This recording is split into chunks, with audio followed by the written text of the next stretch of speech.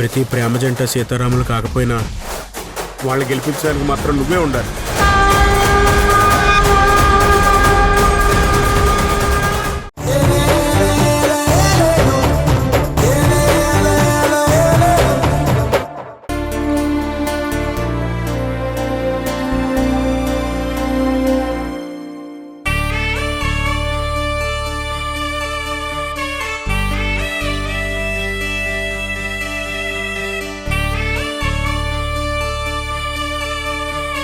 చిచ్చి, ఆ కన్నీళ్ళేంటండి?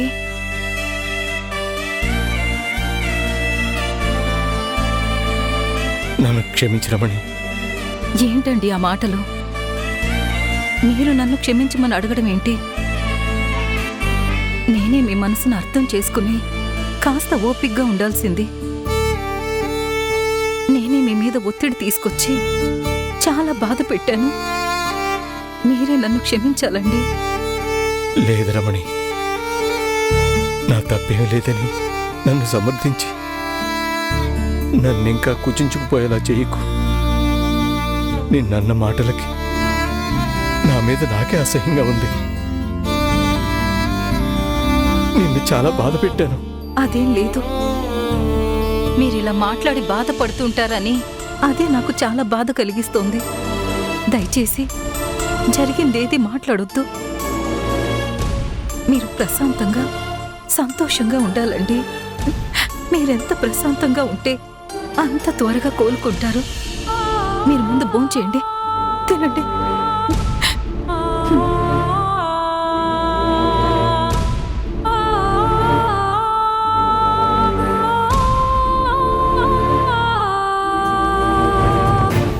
గత జన్మ రుణం తీర్చుకోవడానికి ఈ ఇంట్లో పుట్టావో లేకపోతే మేమే వచ్చే జన్మకి నీకు రుణపడి ఉంటామో తెలీదే.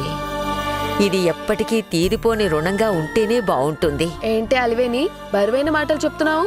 నువ్వు బాధ్యతల్ని కూడా ఇలా సరదాగా తీసుకుంటావే.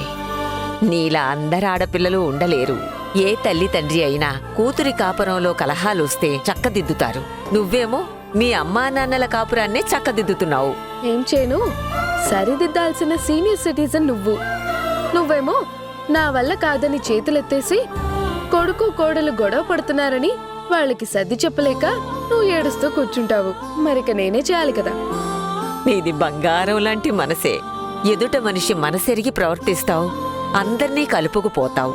నీలాంటి మంచి మనుషులు దేవుణ్ణి ఏమీ కోరుకోక్కర్లేదే. ఆ దేవుడే అన్నీ చూసి మంచి చేస్తాడు.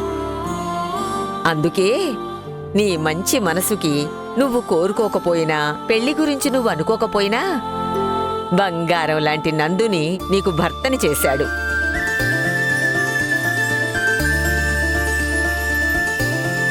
చూసావా నానమ్మ, బావ పేరు చెప్పగానే సిగ్గు ఎరగని మా అక్క బుగ్గలు ఎంత ఏర్పక్కావు.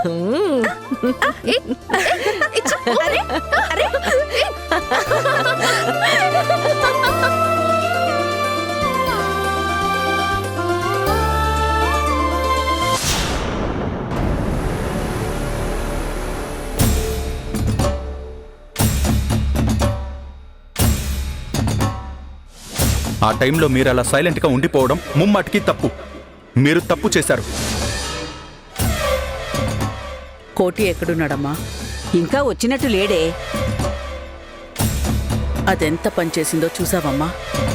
తలుచుకుంటేనే రక్తం మరిగిపోతోంది. అవును దేవకి, ఆ పిల్లకి విషయం తెలియగానే అడగాలనుకుంటే నేరుగా వచ్చి నిన్ను అడగాలి గాని వాడికి చెప్పి పంపించిందంటే వాడి దగ్గర నిన్ను చెడు చేద్దామనే కదా. జీవితంలో ఎప్పుడూ లేనిది మొదటిసారి వాడు నిన్ను వేలెత్తి చూపించాడు. వాడి ముందు నువ్వు తలదించుకునేలా చేసింది. ఇలాంటివేవీ జరగకూడదనే నీ అంతట నువ్వే వెళ్ళి ఆ రామచంద్రకి క్షమాపణలు చెప్పొచ్చావు. ఆఫ్టర్ ఆల్ వాడికి నువ్వెళ్ళి క్షమాపణ చెప్పడమే నాకు నచ్చలేదు. ఏం చేయాలి? గోటితో పోయేదాన్ని గొడ్డలి వరకు తెచ్చుకోకూడదు. ఈ చిన్న చిన్న విషయాల్ని వెంటనే సాల్వ్ చేసేసుకోవాలి. మన మీదున్న అభిప్రాయం మారిందంటే అందరి దృష్టి మన మీద పడుతుంది. అందుకనే నా గురించి ఆ పిల్ల గాని ఆ ఇంట్లో వాళ్ళు గాని చెడుగా ఆలోచించే పరిస్థితి రాకూడదనే నేను నా ఆహాన్ని పక్కన పెట్టి వెళ్ళి సారీ చెప్పొచ్చాను. కానీ ఆ పిల్ల మాత్రం నా ఆహాన్ని రెచ్చగొట్టే పని చేసింది. దానికి గుణపాఠం చెప్పాలి. కోటి ఎక్కడున్నాడో కనుక్కో. ఒక్క నిమిషం ఉండు.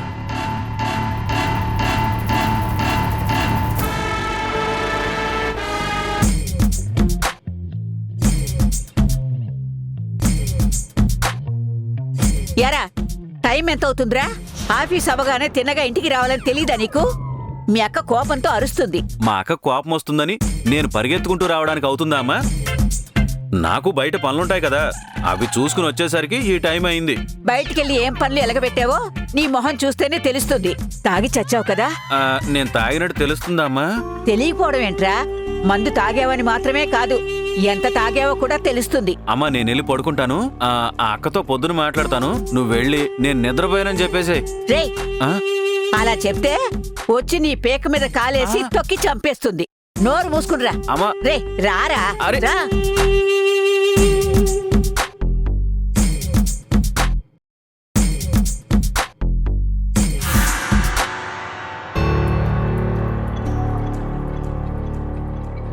రేయ్, నువ్వు మారవారా? తాగొద్దు, తాగి ఇంటికి రావద్దని ఎన్నిసార్లు చెప్పాలా నీకు? తాడు బంగారం లేనోండి, ఈ మాత్రం మందు కూడా తాగకుండా ఎలా బతకాలక్క? సర్లే, నా గురించి వదిలేయక. ఏమో అడిగావంట కదా, చెప్పక్క. నేనేం చేసినా అన్నీ ఆ పిల్లకి సానుకూలంగా మారిపోయి ఒక దశలో నేనే చెడయ్యే పరిస్థితి వచ్చేస్తోంది. అసలు ఆ పిల్ల నందు గురించి కానీ మన కుటుంబం గురించి కానీ ఆలోచించే పరిస్థితి రాకుండా చూసుకోవాలి. అలా చెయ్యాలి అంటే వాళ్ళింట్లో సమస్యలు సృష్టించాలి. ఆ ఇందు భర్త గురించి నీకేమైనా తెలుసా? ఏం చేస్తుంటాడు వాడు? ప్రస్తుతానికి వాడికి పని పాట ఏమీ లేదనుకుంటా దేవకి. మొన్న రామచంద్ర హాస్పిటల్లో ఉన్నప్పుడు ఆ ఇందు అత్తారింటి పరిస్థితి గురించి మెల్లగా మాట కలిపి ఆరా తీశా. పెద్ద బడాయికి వ్యాపారం ఏదో చేయాలనుకుంటున్నాడు గాని చేతిలో చిల్లి గవ్వ కూడా ఉన్నట్టు లేదు. ఆ ఇద్దరి మెళ్ళలో ఉన్న నగలు కూడా గిల్టివే. ఏదో అప్పో సప్పో చేసి గడుపుతున్నట్టున్నారు. ఆ ఇందు మొగుడిని చూస్తే ఒట్టి కంత్రీగాళ్లాగే ఉన్నాడు. మన బాపదే కాబట్టి వెంటనే కనిపెట్టేశావు అనమాట. ఒరే దొంగ సచ్చినోడా, వాడు మనం ఒకే బాపతంటావేంట్రా నువ్వు? మనం చేసేవి పెద్ద దేశావు మరి. నోరు మూయండి. మీరు మీ పనికి మాలిన మాటలో. రే కోటి, అర్జెంటుగా ఇందు మొగుణ్ణి ఏదో ఒక ఉచ్చులో ఇరికించాలి. పాపం వాడేం చేశాడాక? మధు వాళ్ళ అక్కని పెళ్లి చేసుకోవడమే వాడు చేసిన పాపం. మధు ప్రశాంతంగా ఉండకుండా చెయ్యాలి అంటే మధు వాళ్ళ అక్క జీవితంలో కలతలు సృష్టించాలి. ఏం చేయమంటావక్క? ఆలోచించి రేపొద్దున చెప్తాను.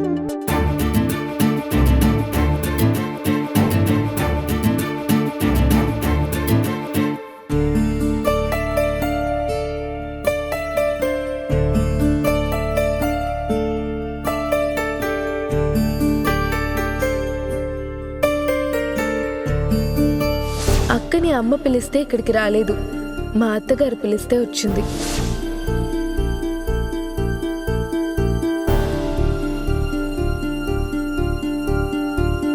మీ అమ్మ మీద అంతగా విరుచుకుపడుతున్నా ఆవిడెందుకు చూస్తూ ఉండిపోయింది?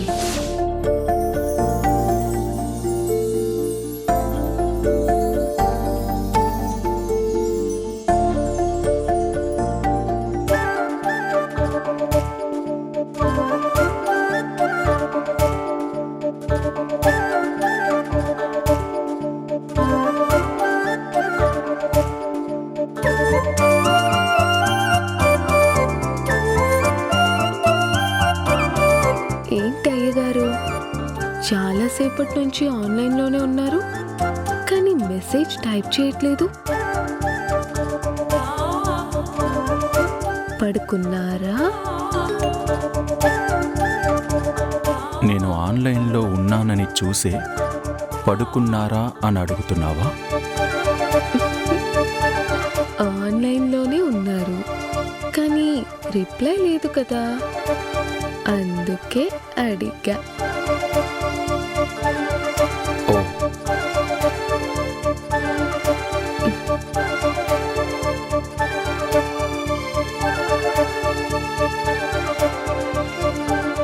ఇంకేంటి? ఏం లేదు.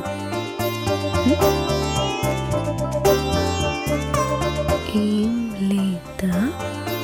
మ్మ్. లేదు. ఏంటి అంత పొడి పొడిగా మాట్లాడుతున్నారు? పొడి పొడిగా ఏముంది? సరే, మాట్లాడటం ఇష్టం లేకపోతే ఎందుకులే. చచ్చా, అలా ఏం లేదు.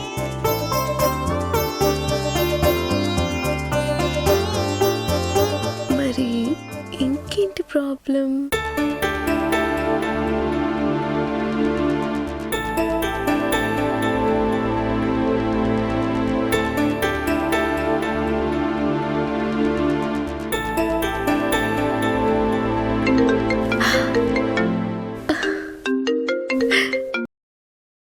Hello, sorry. సారీయా? దేనికి? 16 రోజుల పండగప్పుడు ఇందు అక్కడికి రావడానికి అమ్మే కదా కారణం.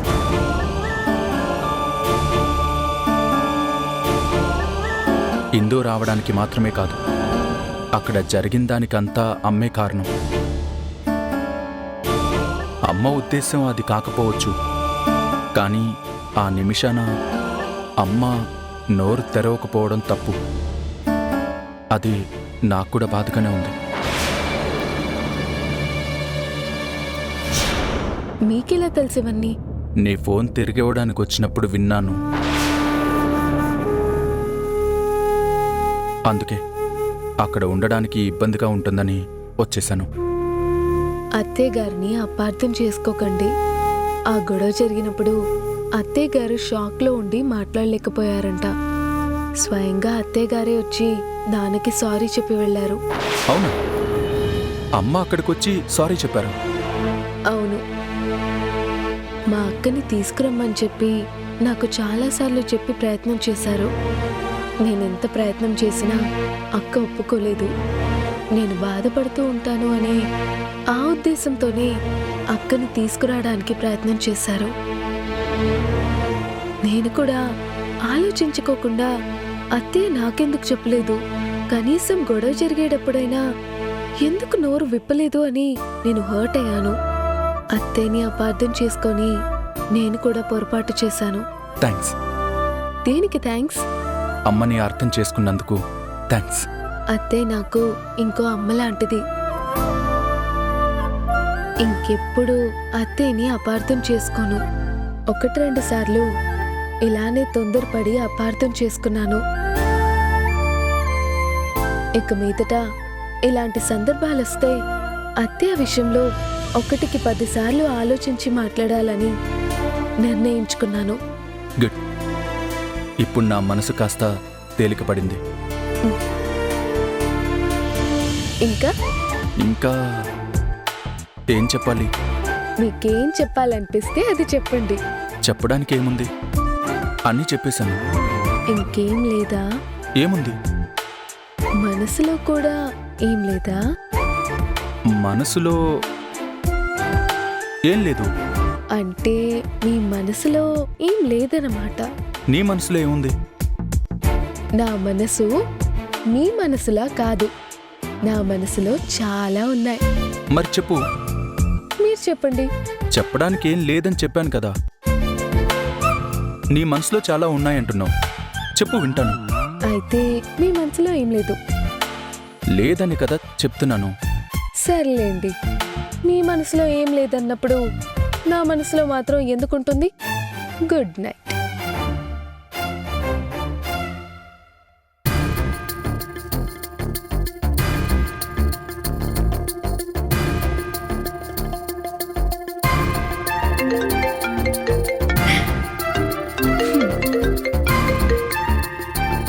ఏంటి అలా ఫోన్ పెట్టేస్తావేంటి?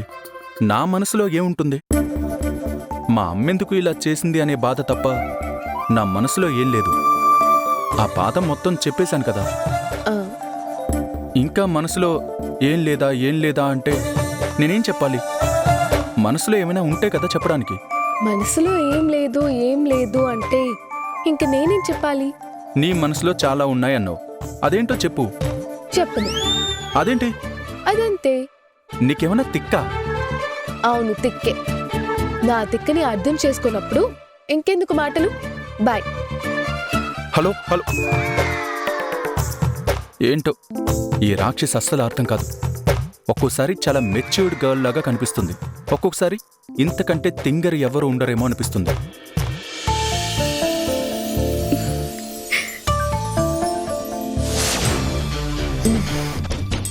వాచ్మ్యాన్, వాచ్మ్యాన్, ఎక్కడికి వెళ్ళాడు వీడు?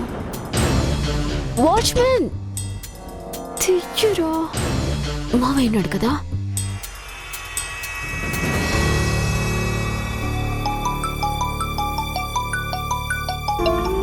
శృతి చేస్తుందేంటి? హలో, చెప్పమ్మా. మావయ్య, నేను గేట్ దగ్గర ఉన్నాను. వాచ్మెన్ లేనట్టున్నాడు. మీరు ఒకసారి వచ్చి గేట్ తీయండి. ఏంటి, నేను గేట్ తీయాలా? వాచ్మెన్ కనిపించట్లేదు మావయ్య. వాచ్మెన్ కనపడకపోతే నేనొచ్చి గేట్ తీయాలా? మీ నాన్నేమో నన్ను ఆఫీసులో బాయించేశాడు, నువ్వు ఈ ఇంటికి నన్ను వాచ్మెన్ చేస్తున్నావా? అవేం మాటలు మావయ్య, ఇక్కడ వాచ్మెన్ లేడు. పైగా గేట్ లాక్ చేశారు. చాలా సేపటి నుంచి ట్రై చేస్తున్నాను మావయ్య, గేట్ రావట్లేదు. అందుకే మీకు ఫోన్ చేశాను. సరే, వస్తున్నానుండు.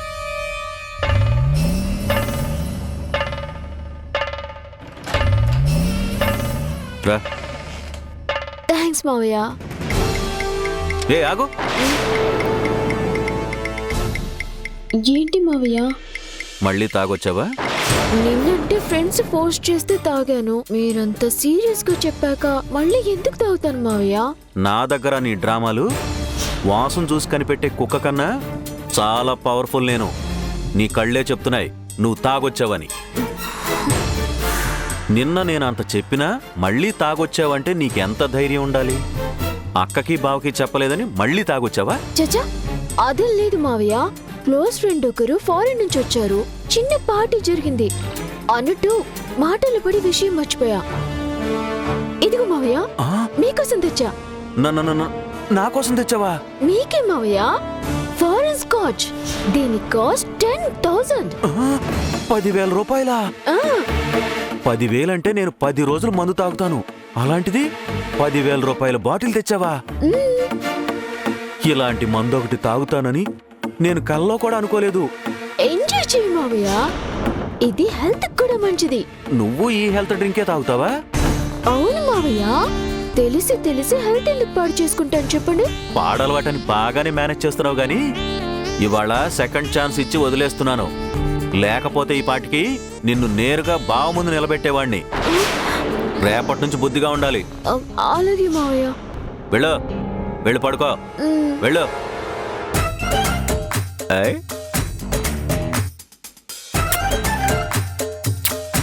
హే, డింగు చిక్క డింగు చిక్క డింగు చిక్క. ఓ,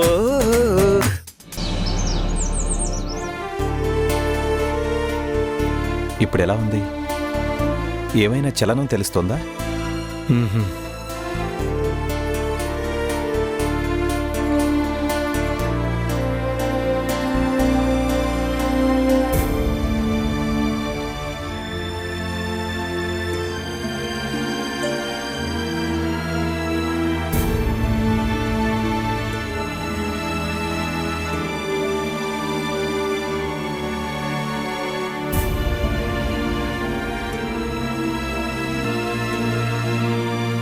సార్, ఏమీ వరీ అవ్వకండి. మీ ప్రాబ్లం చాలా చిన్నది. మీరు ఎంత స్ట్రాంగ్గా ఉంటే అంత త్వరగా రికవరీ అవుతారు. ఫిజియోథెరపీ, రెగ్యులర్గా ఎక్సర్సైజ్లు చేస్తూ ఉంటే నెల రోజుల్లో మళ్ళీ మీరు ఆఫీస్కి వెళ్ళిపోవచ్చు. థ్యాంక్ యూ డాక్టర్ గారు. ఫుడ్ మాత్రం బాగా తీసుకోవాలి. అలాగే డాక్టర్ గారు. అమ్మా, మీరంతా టెన్షన్ పడాల్సిన అవసరం లేదు. హ్యాపీగా ఉండండి. మీరు చెప్పిన మాటకే కొండంత ధైర్యం డాక్టర్ గారు. సరేనమ్మా, ఇక నేను వెళ్ళొస్తాను. ఒక్క నిమిషం అండి.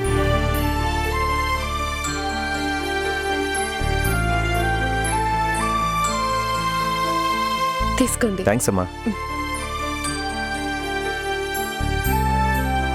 నాయనా, నువ్వు ఆసుపత్రిలో ఉన్నప్పుడు క్షేమంగా తిరిగి వస్తే తిరుమల కొండకు వస్తానని మొక్కుకున్నాను.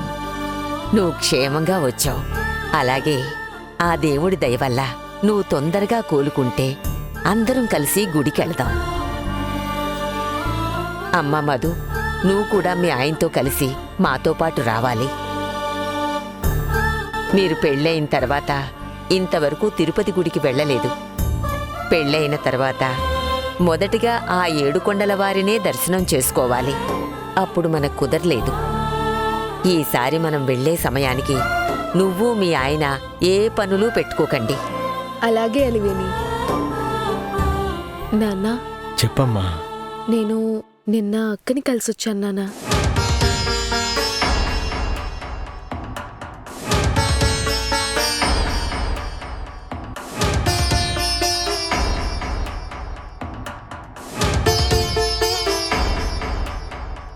ఏంటి నాన్న, అక్కని కలిసొచ్చానని చెప్తుంటే ఎందుకు ఏంటి అని ఒక్క మాట కూడా అడగకుండా సైలెంట్గా ఉన్నారు. అసలు తను ఎలా ఉందని కూడా అడగరా? ఆ విషయాలన్నీ నాకు అనవసరం అమ్మా. అలా అంటారేంటి నాన్న? ఇప్పటికీ మీరు అక్కని అర్థం చేసుకోలేకపోతే ఎలా నాన్న? అక్క తన తప్పు తాను తెలుసుకొని చాలా బాధపడుతుంది నాన్న. అక్కని ఇంటికి తీసుకొద్దాం నాన్న.